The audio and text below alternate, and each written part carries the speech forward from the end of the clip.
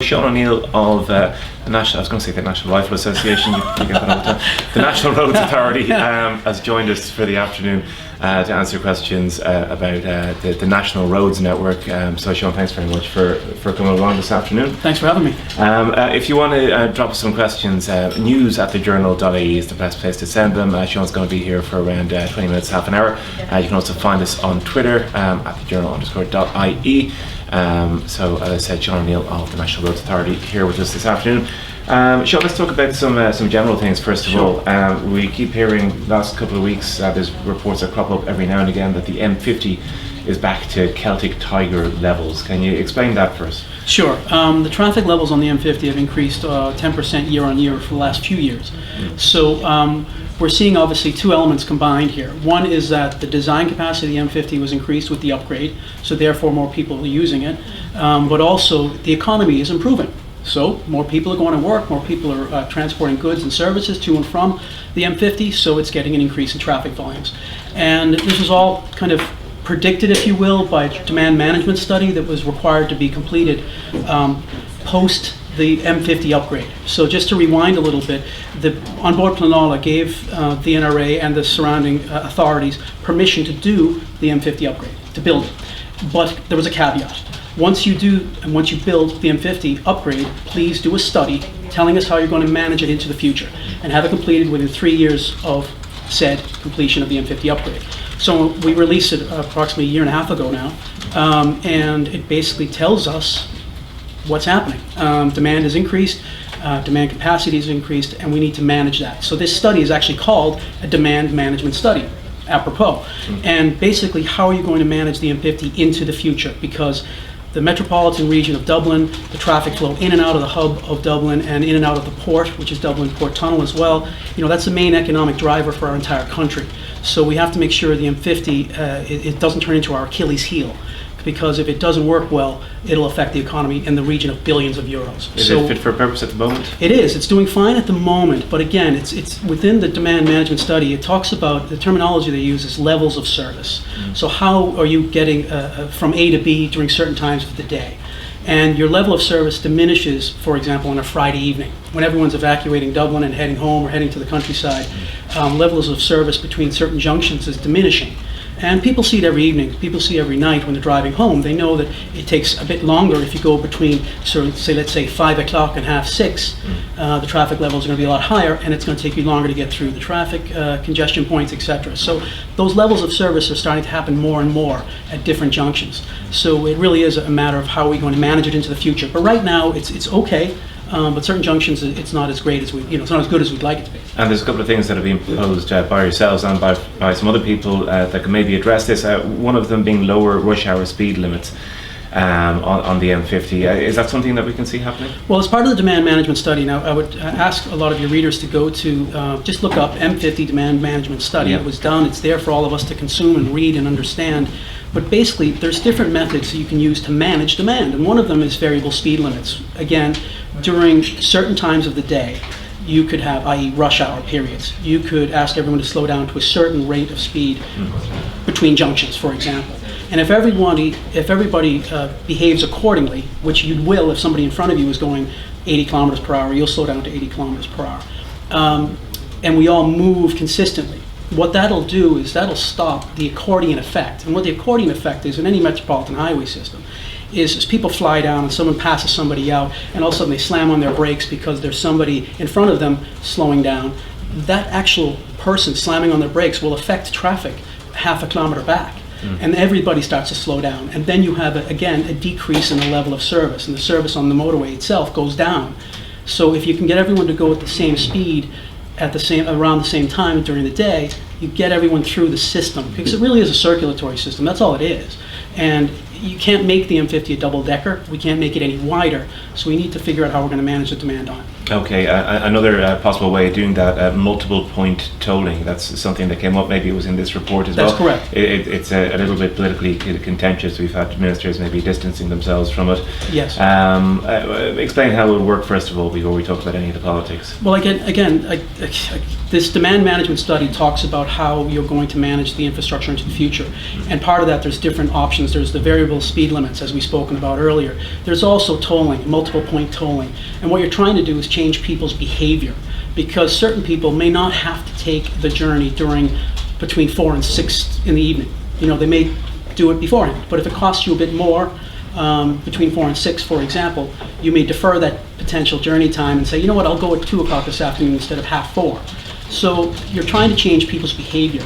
Now, again, that is not going to happen. We've been given clear direction from the minister, and we don't implement tolling. It's a policy position from government. We implement tolling, but we don't do policy. So the government said no multi-point tolling, and we understand that. Okay. To move on to some reader questions. One from Donald Daly. This one has a visual aid.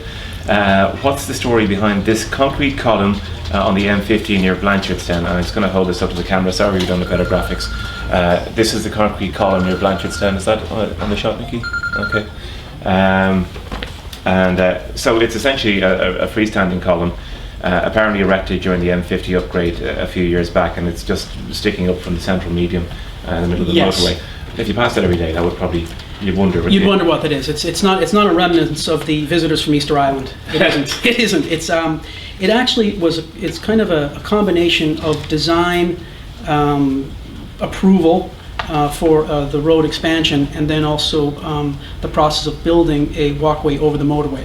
What happened is that the designers and the contractor were trying to put in place the support structure for a future walkway overpass, and during the planning approval process, it wasn't approved in that location. It was actually approved further down the road. Okay. So in fairness to the designer and the contractor, they went ahead with an assumption that unfortunately didn't come to fruition. So it stands there as a sort of a remnants to the timing of design, approval, and then construction. So and there's a bit of enthusiasm. It makes more sense to leave it there than to take it. Yeah, well, what it does, it kind of future-proofs the potential for a future structure that could be there as well. Okay. Because the cost of putting it up, there's no point in taking it down when it may have a future value, and it's structurally sound. You do see, this probably isn't just a one-off, you see structures along the M50 and you think maybe they're supposed to be signs, so there are similar things to these around the motorway network, are there? Yes, well, what happens on the M50 itself, again, we're looking at a part and parcel of it is when you're trying to see the future and figure out how you can put in heavy infrastructure without having to go back and add that additional cost and that additional element when you know something's going to happen in the future, like new signs. We have variable message systems, VMSs, and they're sort of the high, you can see them now on the M50, and there's sort of the multiple messaging that comes on a sign and lets you know what goes on. But they have big foundations, and they have structurally big elements to them. So some people will notice them around the network, but that's for future. Again, future-proofing, really. Okay. From another reader, from Colin Casey, what exactly is the status of the proposed N17 upgrade from Tuam to Claremorris? Is the route defined beyond the status of emerging preferred route? No, it actually isn't. What happened is it's actually frozen. What happened during the economic crisis and the collapse is there was an assessment done as to where multiple projects were in their status around the country, and we were directed to basically cease and desist on a lot of them. You have to think it in the sense that during peak construction, the NRA was kind of the Celtic tiger when we were building the motorway network and really out there and doing a lot of work. Our major infrastructure development has dropped by 80%. And our budgets, even our maintenance budgets, have dropped by over 50%. So there really had to be a huge scaling back on potential future projects and what was going to happen, and this unfortunately has been frozen. Right. Okay. So frozen until there's more funding available. Right. And the good news is the economy is coming back. We're starting to see some positive lights, and borrowings, PPP elements are happening, as we know, public-private partnerships for your readers. So borrowing money is cheaper now, and we'll see what happens. But right now, any projects that we have on the ground are predominantly PPP, public-private partnerships. Okay, and now on that subject, we've had quite a few questions about this from Dennis O'Sullivan, for instance. When's the Cork to Limerick motorway going to be built? 2 major cities connected by glorified Boreen. And also Shane Honan, I have nightmares about Buttevant, Charleville, Benogue. Yes. What's the story there? I absolutely wouldn't disagree with your readers. It's a significant connector that needs to be upgraded. But again, funding. I mean, the country, I think people need to appreciate that there's a certain amount of resources and the country has to distribute them appropriately, and then that's for politicians to decide. And as of right now, there's no funding for it. And there was clarity made a couple of months ago now, but maybe about 2 months ago now, that as of right now, the M20 is not being funded. Okay. Is it in the same category as the M17 upgrade? Are they all down there in the wait for the economy to get better? Yeah, I think folder? as of right now, what we're being told from the department is that it's as is. It remains frozen. So I know it's creating a lot of frustration for people, and we do realize it's an important piece of infrastructure. And for your readers, really, Ireland had kind of two macro road plans. One was to connect Dublin to all the other major urban hubs, and the second phase was to interconnect those. So we have Dublin to Belfast, Dublin to Galway, Dublin to Limerick, Dublin to Cork, Dublin to Waterford, and then you want to connect everyone along that, you want to connect Cork to Limerick, you want to connect Limerick to Galway up to, as far as Sligo. And that was all part of the Atlantic corridor. But all of that has been frozen and piecemeal. It is happening. I should correct myself. The M17, M18 is happening. That was further ahead of the planning process, and it's a smaller scheme to the Cork to Limerick motorway. So the good news is the M17, M18 is under construction. That is happening. So we are getting things back on track. So hopefully the M20 will come back on track. But as of right now, it's frozen. Okay. Now I want to go to more day-to-day matters. This might be more a Road Safety Authority area, but from Barry Morgan, it's sad that some people have to be taught to drive correctly.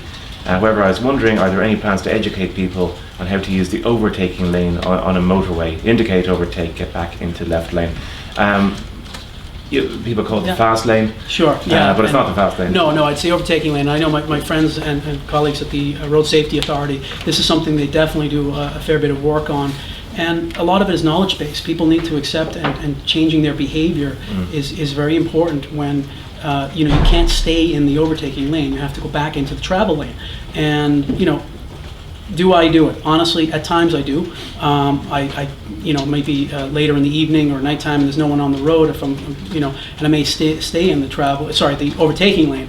So maybe we're all guilty of it. I know I am, and I need to correct my own behavior sometimes and realize. And I slowly but surely, I'm starting to get into the habit of it, and it makes driving a little bit more fun. Yeah, and when you get to a congested road, at rush hour, they kind of all blend into one, though. They do, at that point, yeah. Basically, when there's free flow, when traffic's free flow, you should be, obviously if there's someone in the travel lane that's going a bit slower and they're not at the full speed limit, which let's say is 120, it is actually, so, but on the M50 it's 100 kilometers, but basically you should be allowed to pass them off safely, go back into the travel lane. And when there's full congestion, if the traffic is busy in either lane, it doesn't make a difference. Okay. A couple of quick ones. Why doesn't the NRA take Visa debit cards for tolling?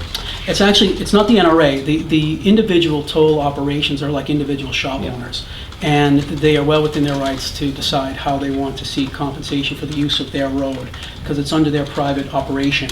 And that's the relationship between them and the state.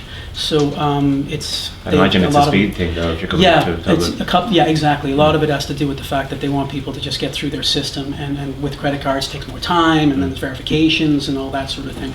But no, the individual operators, some of them do take them. Some of them do. You can go to go to NRA.ie, and you can go through our tolling. Just click on tolling, and we have a whole litany of information there for you on who accepts and who doesn't. Okay. Why is there no Junction 8 on the M50? I never noticed this, but is there no Junction 8? Yeah, there's no Junction 8. This is a really good question.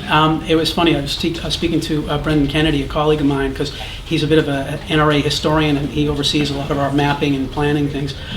So Brendan was telling me that it was part and parcel of a plan back in the day that Junction 8 was going to actually exist. It was going to be a road bringing you out towards Naas. Okay. And this goes back to the 80s. And basically it never happened because the zoning around the area changed and you could never go back to building it.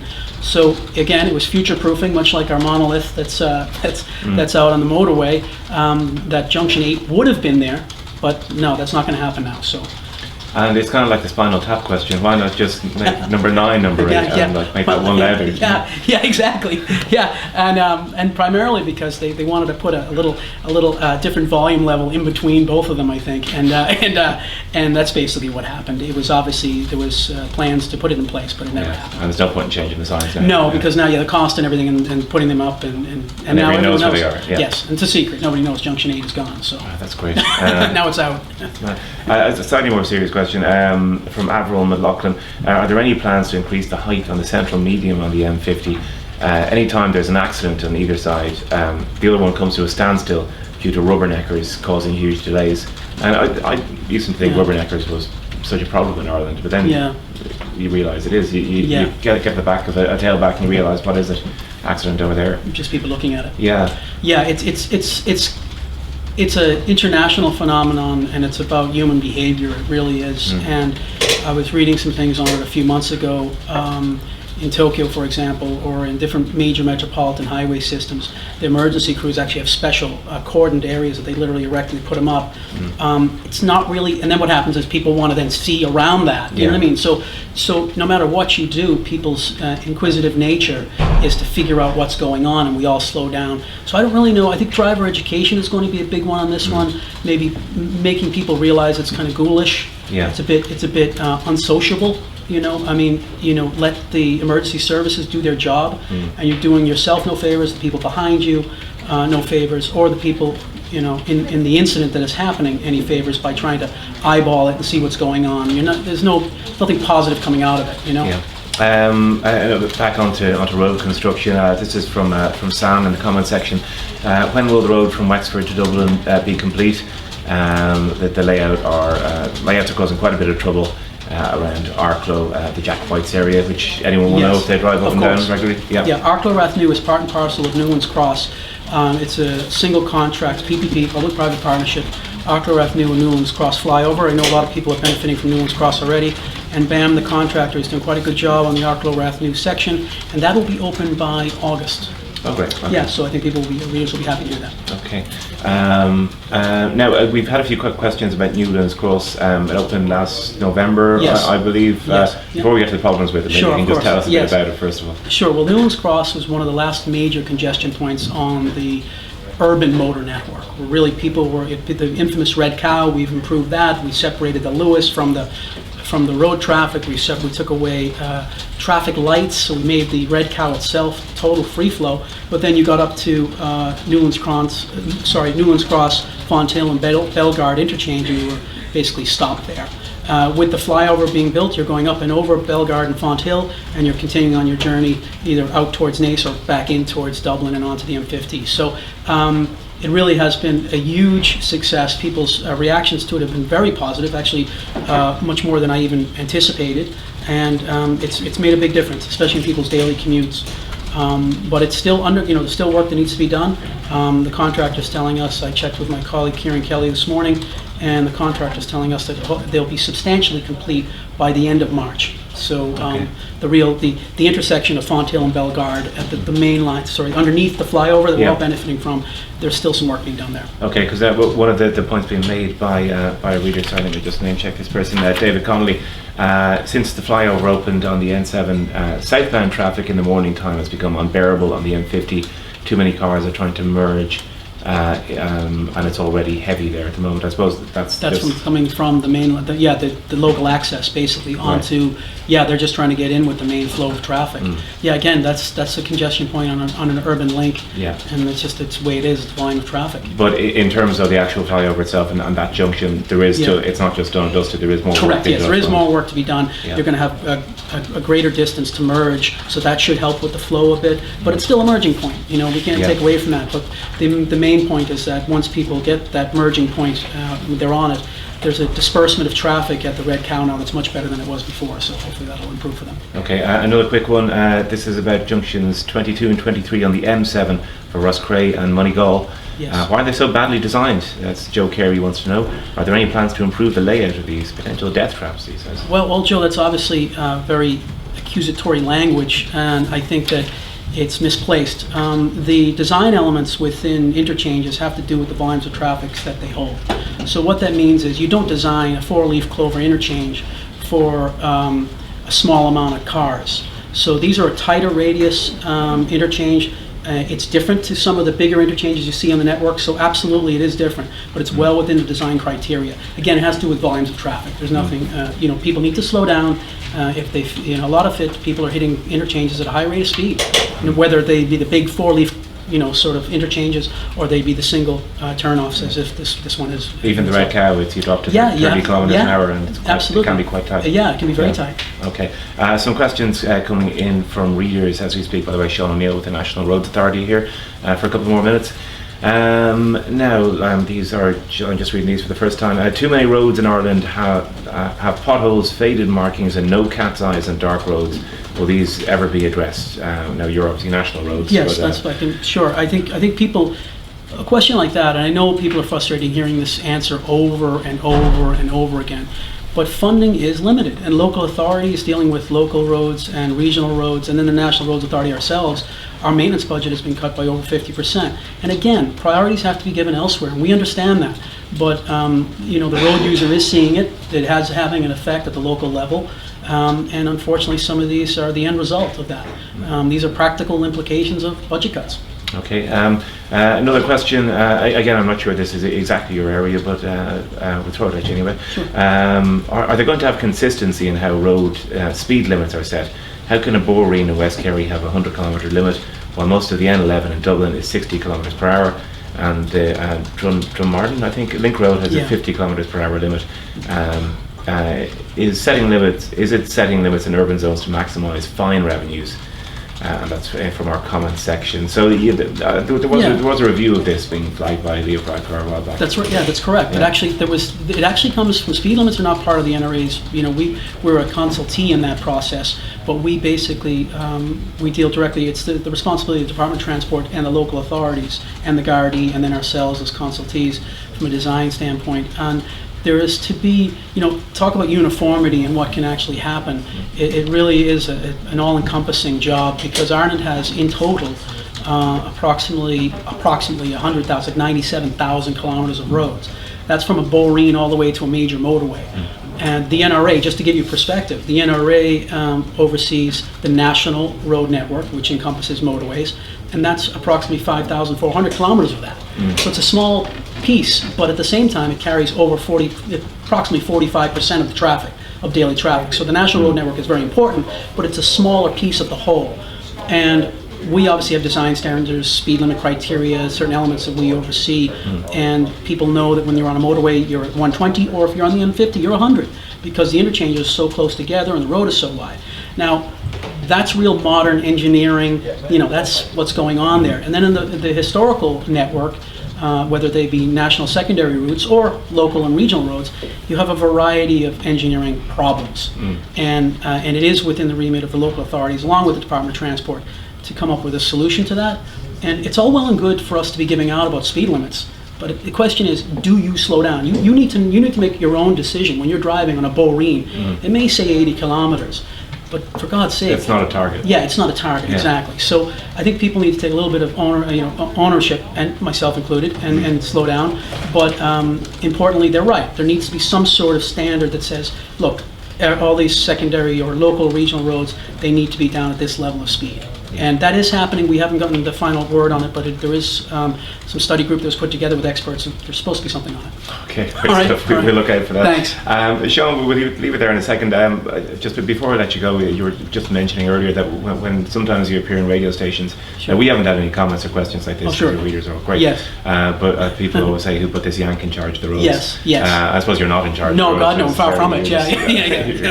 Yes. But obviously Sean O'Neill is a clue there. Yes. Yeah. I'm originally from County Clare, and my father was working in this. We immigrated, and when I was about 10 years of age, my dad worked for the airlines, so we were able to come back and forth every summer. So Ireland to me was Shannon Airport, Ennis, and then kind of the west of Ireland. Dublin was the big smoke even back then, even though I was growing up in Boston. I was a real city kid, and in the suburb of Braintree.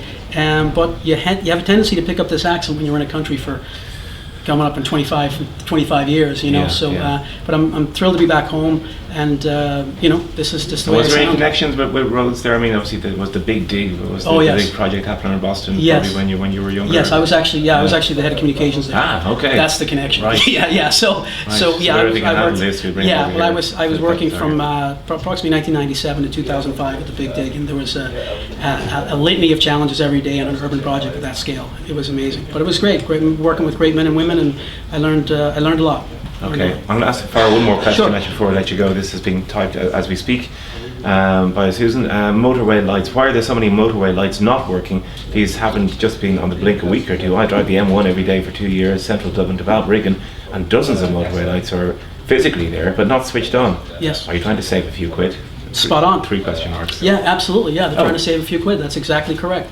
There's an energy efficiency question, and there's also a costing question. And there's been a reduction. I think it's again, I'm guessing on this, but there's some European directive, and there's also just the costing elements of the environmental impact of necessary versus unnecessary lighting on road networks throughout Europe, and also in particular here in Ireland. And yeah, that's exactly what's going on. It's a cost saving mechanism. That's a surprising answer. I'm glad we asked. Yeah, absolutely. Yep. Great. Okay, All right. Sean, we'll leave it there. Thanks for coming. Pleasure. Thank you. Okay.